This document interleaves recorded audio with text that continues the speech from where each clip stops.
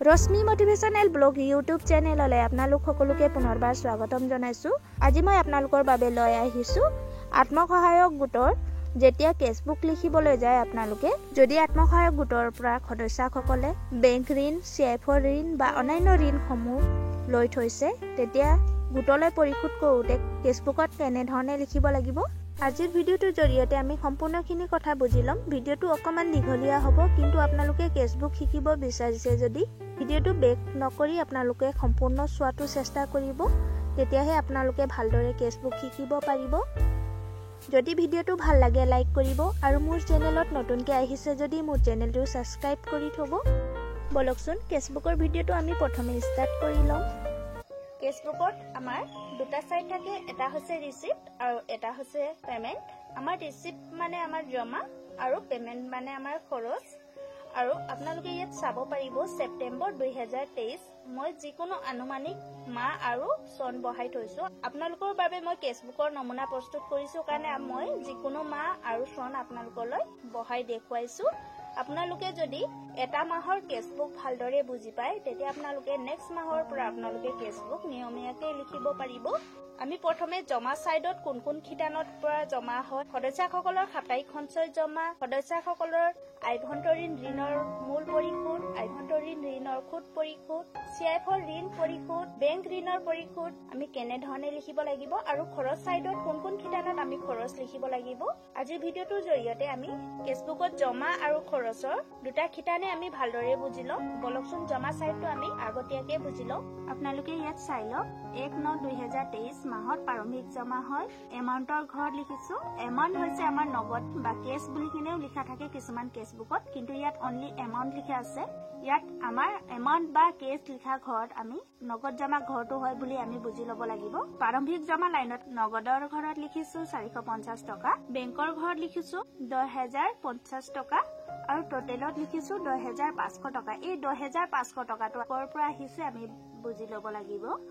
আমাৰ নগদ আৰু বেংক দুটা যোগ হৈ পেলাই আমাৰ 10,500 টকা হৈ আহিছে। আমাৰ মাহৰ প্ৰাৰম্ভিক জমা লাইনৰ বিষয়ে যদি আপোনালোকে কনফিউজ হৈছে আপোনালোকে মোৰ কেছবুকৰ অন্য ভিডিও চাইও আপোনালোকে বুজি ল'ব পাৰিব। আপোনালোকে ইয়াত চাই লওক 2/9/2023 গোটৰ প্ৰথম সাপ্তাহিক সভাত 13 গৰাকী সদস্যসকলৰ পৰা 25 টকাকৈ সঞ্চয় সংগ্ৰহ হয়। আমি সাপ্তাহিক সভাত সদস্যসকলৰ সঞ্চয় সংগ্ৰহ কৰোঁতে আমি এনেধৰণে লিখিব পাৰিম। ধৰি লওক আমি ডেটৰ পোনে পোনে আমি এমাউন্ট বহাম, কিমান টকা জমা হৈছে আমি টকাৰ পৰিমাণটো ডেটৰ পোনে পোনে আমি বহাই যাম। ধৰি লওক 325 টকা, 25 টকাকে যদি সদস্যসকলৰ সঞ্চয়খিনি সংগ্ৰহ কৰা হয় 13 গৰাকী সদস্যৰ 325 টকা হ'ব। 325 টকাটো আমি নগদভাৱে সঞ্চয় সংগ্ৰহ হোৱাৰ কাৰণে আমি নগদৰ ঘৰত লিখিছো 325 টকা আৰু টোটেলৰ ঘৰতো 325 টকা লিখিছো। ইয়াত চাই লওক 2/9/2023 সাপ্তাহিক সভাতে গোটৰ সদস্যসকলৰ পৰা সঞ্চয় পুঁজি ঋণৰ কিস্তি সংগ্ৰহ হয়। সঞ্চয় পুঁজি ঋণৰ কিস্তি সংগ্ৰহ হয়, আপোনালোকে কনফিউজ হ'ব নালাগে,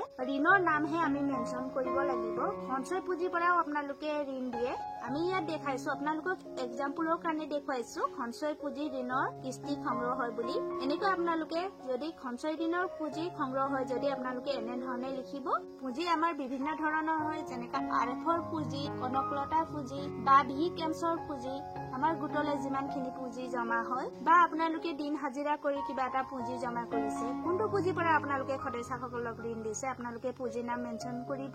মই সদস্যসকলৰ নাম মেনশ্যন কৰা নাই। মূল পৰিশোধ ধৰি লওক এগৰাকী সদস্যই সঞ্চয় পুঁজিৰ পৰা মূল পৰিশোধ কৰিলে 1,000 টকা আৰু যদি সদস্যই ঋণৰ মূল ঘূৰাই আমাৰ গোটলৈ নগদভাৱে জমা পোৱা হয় কাৰণে 1,000 টকাটো নগদৰ ঘৰত লিখিলো আৰু টোটেলৰ ঘৰতো 1,000 টকা লিখিলো।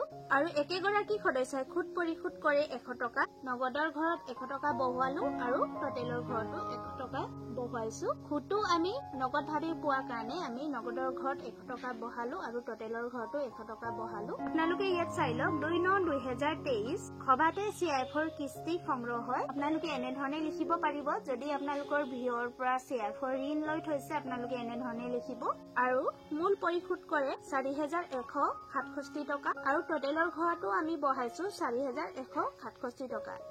ইয়াত 4167 টকাটো যদি সদস্যাই 50,000 লোন অকলে লৈ থৈছে, CIFৰ ঋণ অকলে লৈ থৈছে, তেতিয়া মূল হ'ব 4167 টকা 12টা কিস্তি। যদি আপোনালোকৰ গোটত 4 বা 5 গৰাকী ঋণ লৈ থৈছে, তেতিয়া আপোনালোকে কোন গৰাকী সদস্যাই ঋণ পৰিশোধ কৰিছে সদস্যসকলৰ নাম মেনশ্যন কৰিব। এনেধৰণে মূলটো নগদভাৱে সংগ্ৰহ হোৱা বুলি দেখুৱাব ফেচবুকত আৰু টোটেলতো নগদভাৱে সংগ্ৰহ হোৱা বুলি কিনে দেখুৱাব। আৰু সেই সদস্যগৰাকীৰ নামৰ নেক্সটতে লিখিব, সদস্যাৰ নামো লিখিব পাৰিব, নহলে আপোনালোকে এনেকৈ কমাও ব্যৱহাৰ কৰিব পাৰিব। ধৰি লওক একেগৰাকী বুজাবলৈ মই কমা ব্যৱহাৰ কৰিছো, আপোনালোকে এনেধৰণে লিখিব পাৰিব। সুদ পৰিশোধ কৰে ধৰি লওক 500 টকা, 50,000 যদি এগৰাকী সদস্যাই লৈ থৈছে, তেতিয়া মূল হ'ব 4167 টকা আৰু সুদ হ'ব। প্ৰথমবাৰৰ বাবে যদি সদস্যাই ঋণ পৰিশোধ কৰিছে, তেতিয়া সুদ হ'ব 50,500 টকা। এই 500 টকাটো আপোনালোকে সুদ পৰিশোধ কৰাটো নগদভাৱে পৰিশোধ কৰাৰ কাৰণে নগদৰ ঘৰত 500 টকা লিখিব আৰু এনেকৈ টোটেলৰ ঘৰতো 500 টকা লিখিব। আপোনালোকে ইয়াত চাই লওক 9/9/2023 দ্বিতীয় সাপ্তাহিক সভাৰ সঞ্চয় সংগ্ৰহ হয় 13 গৰাকী সদস্যসকলৰ পৰা 25 টকাকে যদি সঞ্চয় জমা হয় 325 টকা। আমি 325 টকাটো নগদৰ ঘৰত বহালো, টোটেলৰ ঘৰতো 325 টকা বহাইছো। আপোনালোকে ইয়াত চাই লওক 9/9/2023 দ্বিতীয় সাপ্তাহিক সভাতে সদস্যসকলৰ পৰা বেংক ঋণৰ কিস্তি সংগ্ৰহ হয়। আপোনালোকে এনেধৰণে লিখিব পাৰিব, যদি আপোনালোকৰ গোটত বেংক ঋণ লৈ থৈছে আৰু আপোনালোকে সদস্যসকলক যেতিয়া বেংক ঋণ প্ৰদান কৰে, তেতিয়া আপোনালোকে খৰচৰ চাইডত আমুক সদস্যাক ইমান টকা দিয়া হয় বুলি আপোনালোকে লিখিব আৰু ঋণটো ঘূৰি অহা সময়তো আপোনালোকে এনেধৰণে লিখিব। আপোনালোকে নিজৰ সদস্যাৰ নাম লিখিব পাৰিব। আমুক সদস্যাই মূল পৰিশোধ কৰে 25,000 টকা। বেংক ঋণৰ ক্ষেত্ৰত আপোনালোকে যদি আপোনালোকৰ কেছবুকত লিখিবলৈ জেগা নাটে, তেতিয়া আপোনালোকে এনেধৰণেও লিখিব পাৰিব। আপোনালোকে লোন লেজাৰত লিখিব কোন গৰাকী সদস্যাই কিমান টকাৰ ঋণ লৈ থৈছে, সদস্যাই কিমান টকাকৈ মূল পৰিশোধ কৰিছে আৰু সুদ পৰিশোধ কৰিছে। ঋণ বহীত আপোনালোকে নিয়মীয়াকৈ লিখি যাব। ধৰি লওক ইমান গৰাকী সদস্যাই মূল পৰিশোধ কৰে, ধৰি লওক 25,000 টকা মূল পৰিশোধ কৰিলে সকলো সদস্যাই কিমান গৰাকীয়ে লৈছে, সদস্যা ইমান গৰাকী বুলি নাম্বাৰ লিখি আপোনালোকে ইমান গৰাকী সদস্যাই মূল পৰিশোধ কৰে, সৰ্বমুঠ মূলটো আপোনালোকে এমাউণ্ট এনেধৰণে বহাব। যদি মূল পৰিশোধ কৰে নগদভাৱে জমা হোৱাৰ কাৰণে আপোনালোকে নগদৰ ঘৰত লিখিব আৰু টোটেলৰ ঘৰতো এনেধৰণে 25,000টো এনেধৰণে বহাব। আপোনালোকক মই আনুমানিক দেখুৱাইছো, আপোনালোকে নিজৰ লোন এমাউণ্ট কিমান আপোনালোকে পৰিশোধ কৰিছে, মূল কিমান পৰিশোধ কৰি আছে আৰু সুদ কিমান পৰিশোধ কৰি আছে, তেনেধৰণে আপোনালোকে লিখিব। ধৰি লওক মূলটো নগদভাৱে সংগ্ৰহ হোৱাৰ কাৰণে আমি নগদৰ ঘৰত লিখিলো আৰু টোটেলৰ ঘৰতো আমি এনেধৰণে লিখিছো। আপোনালোকে চাই লওক নগদৰ ঘৰত 25,000 লিখিছো আৰু টোটেলৰ ঘৰতো 25,000 লিখিছো আৰু সুদ পৰিশোধ কৰে কিমান গৰাকী সদস্যাই ঋণ লৈছিলে আৰু টোটেল সুদ কিমান হৈছে আপোনালোকে এনেধৰণেও লিখিব পাৰিব। ধৰি লওক সদস্যসকলৰ টোটেল সুদ 6,000 টকা। সুদটো সদস্যসকলে নগদভাৱে জমা দিয়ে কাৰণে নগদৰ ঘৰত আমি 6,000 টকা বহালো আৰু টোটেলৰ ঘৰতো 6,000 টকা বহাইছো। আপোনালোকে ইয়াত চাই লওক 11/9/2023 বেংকত জমা কৰা হয় ধৰি লওক 1,300 টকা। বেংকত জমা হোৱাৰ কাৰণে আমি বেংকৰ ঘৰত 1,300 টকা লিখিলো আৰু টোটেলতো 1,300 টকা বহাই গৈছে। 11/9/2023 বেংকৰ পৰা সুদ পোৱা হয়। একেটা তাৰিখতে সুদ পাবও পাৰে, নতুবা বেলেগ বেলেগ তাৰিখ হ'ব পাৰে। যোনটো তাৰিখত আপোনালোকে সুদ পাইছে, সুদ পোৱা তাৰিখ আপোনালোকে এনেধৰণে লিখিব।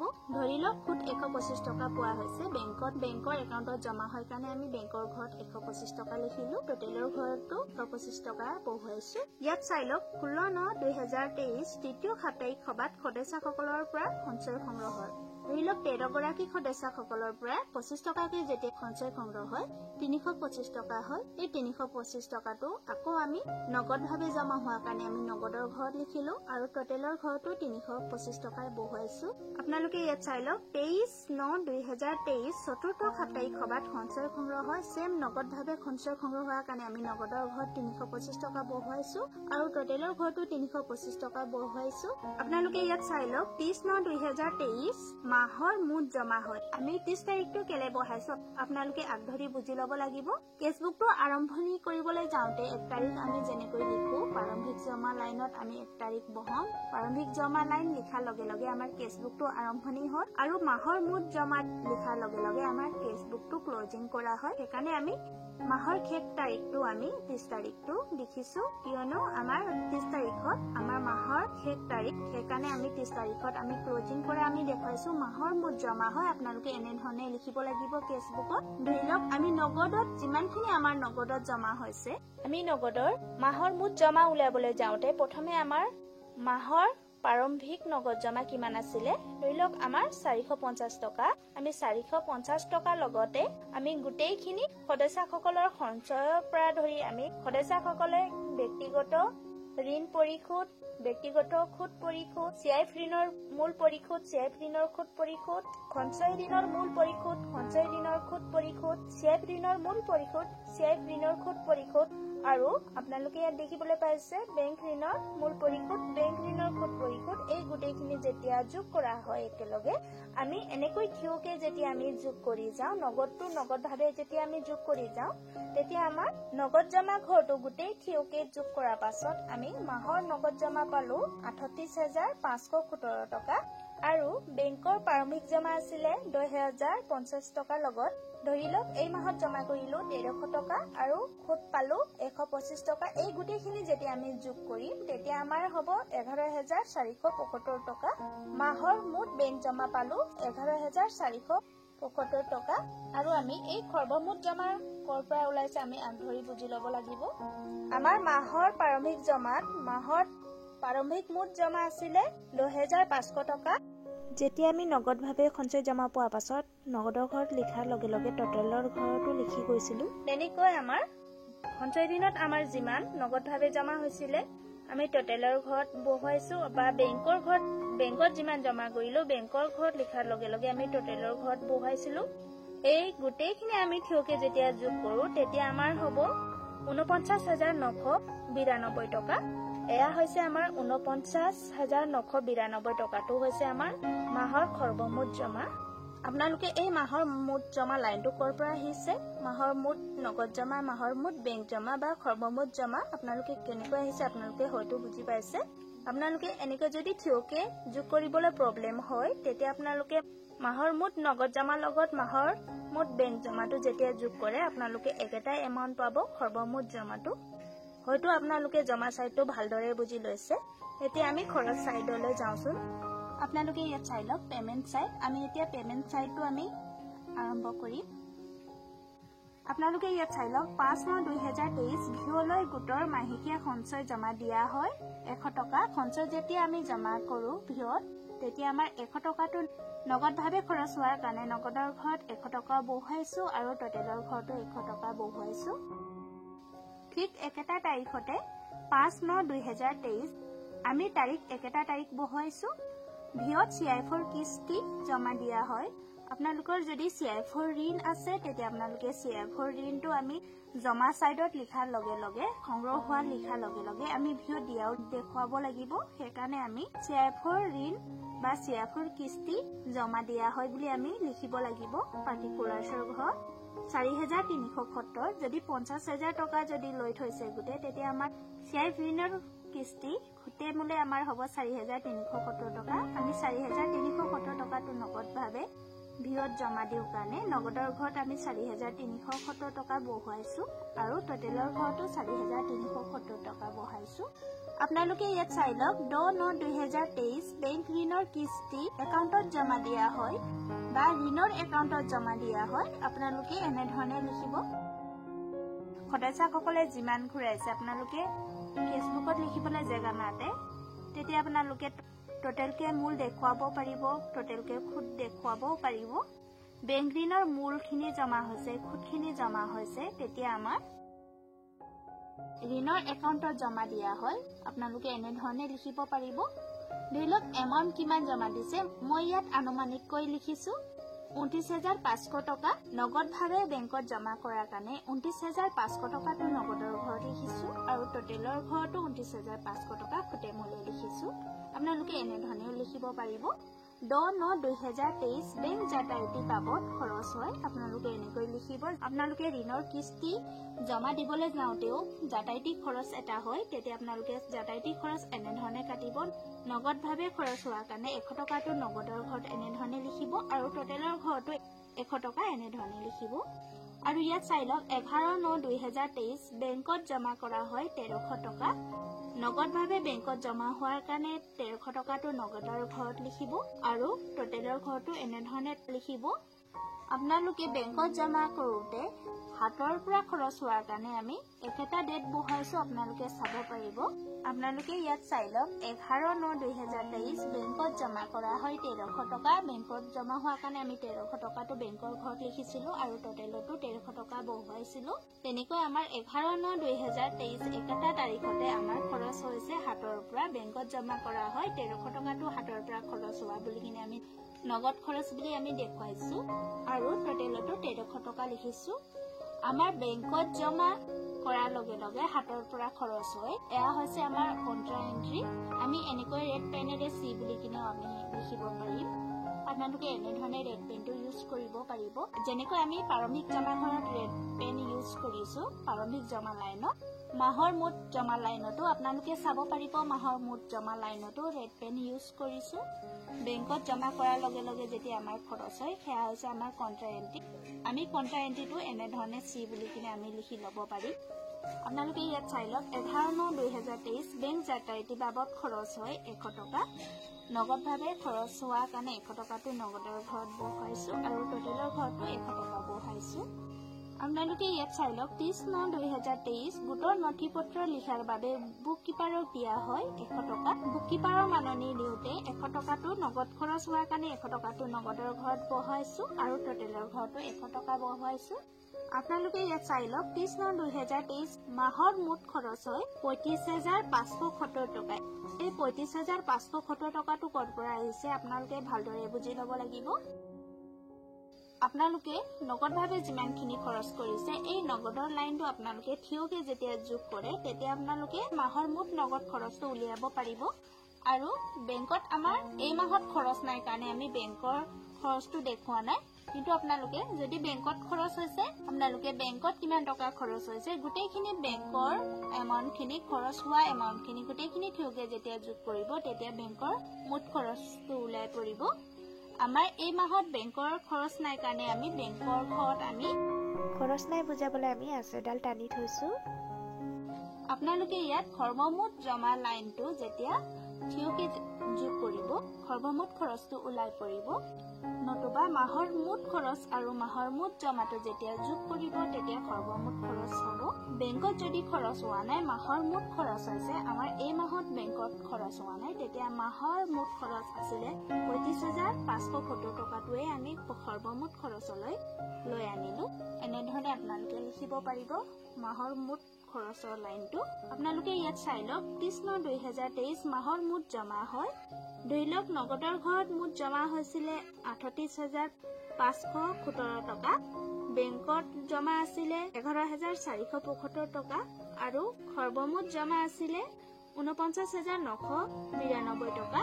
আপোনালোকে ইয়াত চাব পাৰিব মাহৰ মুঠ জমা লাইনটো যেতিয়া আমি লিখিছিলো এই মাহৰ মুঠ নগদ জমাটো 38,517 টকা আছিলে। এই 38,517 টকাটো আমি খৰচৰ চাইডতো আমি লৈ আনিছো, কিয়নো আমি এয়া আমাৰ লিখাত সহজ হোৱাৰ কাৰণেহে আমি লৈ আহিছো। আপোনালোকে এয়া লৈ নানিলেও আপোনালোকৰ একো আপত্তি নাই। ইয়াত চাই লওক মাহৰ মুঠ বেংক জমা 11,475 টকা। এয়াও আমি ইয়াত টুকি আনিছো, আপোনালোকে ইয়াত চাব পাৰিব 11,475 টকা আৰু সৰ্বমুঠ জমা আছিলে আমাৰ 49,982 টকা। এই 49,982 টকাটো আমি আকৌ সৰ্বমুঠ জমাটো আকৌ এয়া গোটেইখিনি লাইন মাহৰ মুঠ জমা লাইনটো আমি গোটেইখিনি ইয়াত মাহৰ মুঠ খৰচৰ ঘৰত শেষৰ লাইনত আমি টুকি আনিছো। মাহৰ মুঠ নগদ জমা আছিলে আমাৰ 38,517। আমি 38,517 পৰা যেতিয়া মাহৰ মুঠ খৰচ 35,570 টকাটো বিয়োগ কৰো তেতিয়া আমাৰ হ'ব 2,947 টকা। 2,947 টকাটো হৈছে মাহৰ মুঠ শেষ জমা। আৰু মাহৰ মুঠ জমা পৰা মাহৰ মুঠ বেংক খৰচটো যেতিয়া বিয়োগ কৰো তেতিয়া আমাৰ হ'ব মাহৰ মুঠ বেংক শেষ জমা। কিন্তু আমাৰ বেংকত খৰচ হোৱা নাই কাৰণে আমি একেটা এমাউণ্ট লিখিছো।